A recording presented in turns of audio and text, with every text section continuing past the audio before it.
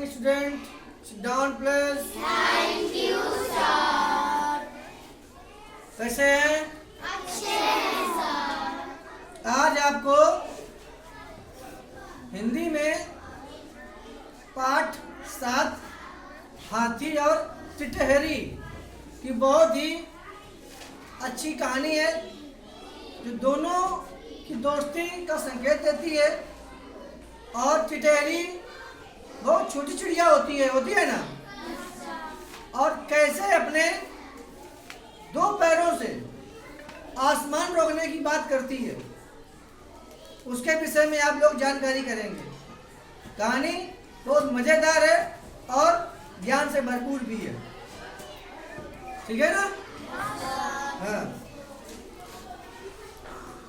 एक जंगल था, जंगल में एक हाथी रहता था। वह बहुत मोटा, ताजा और काले रंग का था। जब चलता था तो लगता था काले रंग का कोई पहाड़ चल रहा हो। समझ रहे हैं ना? वह बहुत भला था, किसी को कुछ कहता नहीं था। फिर भी उसके बहुत बड़े आकार को देखकर जंगल के दूसरे जानवर उससे बहुत डरते थे।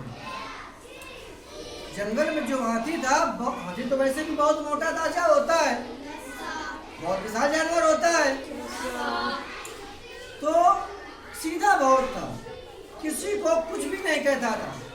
लेकिन उसका शरीर देख करके जंगल के और जानवर उससे बहुत डरते थे। समझ रहे हैं? हाँ। पूरे जंगल में उसका एक ही दोस्त था, वो था टिटहरी। उसका बेस्ट फ्रेंड कौन था? तुम्हारा बेस्ट फ्रेंड कौन है, बताइए गुनगुन? सुहानी इसकी बेस्ट फ्रेंड है। ऐसे सभी लोग कोई ना कोई बेस्ट फ्रेंड होगा ना। ऐसे ही हाथी का बेस्ट फ्रेंड कौन था? टिटहरी। हाँ, वेरी गुड।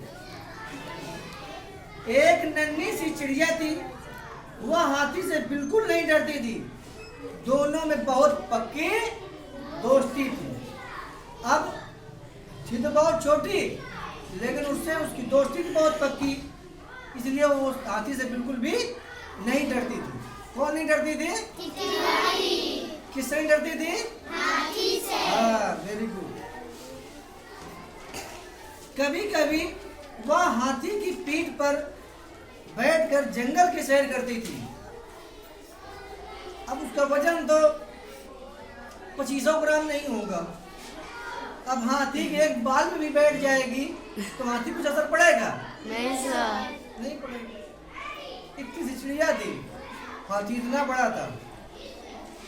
बैठे न बैठे कोई मतलब नहीं था हाथी को। उसको वजन समझ में नहीं आ रहा, बैठी कि नहीं बैठी। आराम से बैठ करके खूब मजा करती थी, पूरे जंगल में घूमती रहती थी। और हाथी से दोस्ती के कारण वो भी किसी जानवर से नहीं डरती थी। क्यों? क्योंकि उसका पक्का मित्र कौन था? हाथी था पक्का मित्र। हाथी विशाल था तो लोग उससे डरते थे, इसलिए टिटहरी भी किसी से नहीं डरती थी। समझ रहे हैं?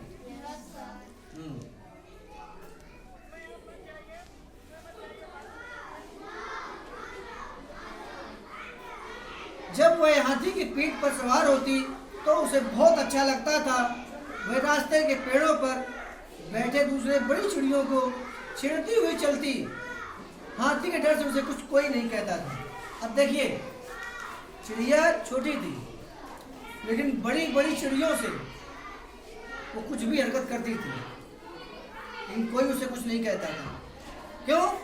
क्यों नहीं कहता था? हाथी के डर से. हाँ, वेरी गुड। हाथी और टिटहरी दोनों आपस में खूब मजाक करते थे, खूब हंसते थे। उसके दिन बहुत मजे से बीत रहे थे, ठीक है ना? एक दिन हाथी और टिटहरी दोनों खा पी कर लेट गए। कब नींद आ गई उन्हें कुछ पता ही नहीं चला। अचानक हाथी की नींद टूटी, वह उठकर बैठ गया। उसने देखा कि टिटहरी ऊपर को दोनों पैर करके सो रही है। पैर नीचे होते हैं ना, टिटहरी ऊपर को दोनों पैर करके और आराम से सो रही है। कौन देखा ये? हाथी ने। देखो ये ऊपर का पैर किए हुए है, कितनी बड़ी है जरा सी, देखो उसके पैर में बैठ गई है, सो रही है, देखो है ना। Yes, sir. हाँ तो हाथी जब जगह देखो क्या कहता है उससे, मजा आ रही है ना। Yes, sir. ये देखकर हाथी को बड़ा अजीब लगा। हाथी ने टिटेरी को आवाज दी। टिटेरी ने आंखें खोली और पूछा, क्यों परेशान कर रहे हो? अभी मुझे सोने दो। अरे तुम जब सो जाते हो तुम्हारी मम्मी जगाती है कि जाओ सुबह स्कूल है, तुम्हारा जगना नहीं है क्या? तो सुबह हो गई है। तुम कहते हो नहीं अभी नहीं जगेंगे, अभी 7 बजा है, गाड़ी आएगी 8 बजे, अभी हम और आधा घंटा सोएंगे, कहते हो ना। Yes, sir. ऐसे वो हाथी से कह रही है। कौन? Daddy. हाँ। हाथी बोला, तुम ऊपर के पैर करके क्यों सो रही हो? टिटेरी ने उत्तर दिया, मैं तो रोज ऐसे ही सोती हूँ। हाथी ने पूछा, लेकिन क्यों ऐसे तुम सोती हो? टिटेरी बोली, क्यों क्या? तुम तो पढ़कर आराम से सो जाते हो। अगर किसी दिन सोते सोते आसमान टूट के गिर गया तो अपने दोनों पैरों से तो हम आसमान को रोक लेंगे। अब देखो चिड़िया इतनी बड़ी है, आसमान रोकने की बात कर रही है, समझ रहे हैं ना। हाँ। ये सुनकर हाथी जोर से हंस पड़ा और बोला, तुम ठीक कह रही हो, तुम्हारे कारण मेरी जान तो बच जाएगी। तो हाथी कह रहा है कि ठीक कह रही हो, आपके कारण मेरी जान तो कम से कम बच जाएगी।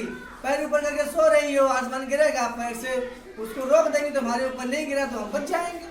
हाथी भी खूब मौज ले रहा है, हंस रहा है उसकी बातों से।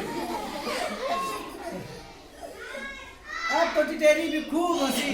अब टिटेरी जब समझ गई कि हमारा मजाक बन रहा है वो भी खूब हंसी, जैसे आप लोग हंस रहे हो। अच्छी लगी? Yes, sir. हाँ चलिए देखो।